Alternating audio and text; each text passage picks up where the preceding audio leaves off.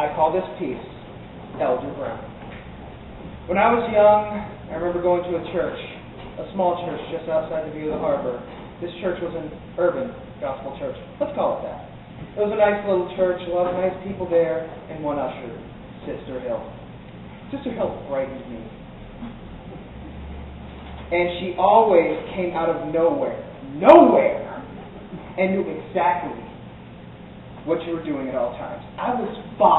I could barely see over the pew, but I always saw Sister Hill. And Sister Hill saw everything. How could that not scare me? Anyway, I remember the pastor of that church. His name was Elder Brown. Not Pastor Brown, Elder Brown. Even in the streets, he was Elder Brown. In the grocery store, Elder Brown. I never did know his first name, but I knew that Elder Brown was a prolific preacher, and a loud one, and a very sweaty one. He always had a towel in his hand, and when he preached, people sat in attention. You couldn't sleep through that service, trust me, I tried.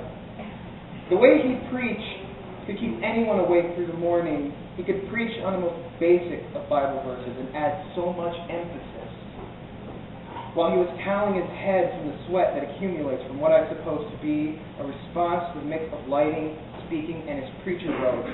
He would stomp his feet. He would speak so sternly. He would repeat himself with the words, "I said." He would give a strange sibilant sound, his vocal exclamation point. It woke me up many times. It can catch people off guard. He would read one verse, and he laid into it. And Jesus said to his disciples, I said, Jesus said to his disciples, he said, I go to prepare a place for you, a place with many mansions. If it were not so, I said, if it were not so, I would tell you. Can I get an amen? Amen. He was an amazing preacher, though since I was only 5, the intellectuality of his sermons escapes me. However, his passion for preaching, his very essence, remains with me forever. For you see, Elder Brown knew one thing. He knew that if he was to give an effective sermon, he couldn't just talk. He needed to declare with certainty what he had to say. He needed to emphasize every word. He needed to preach.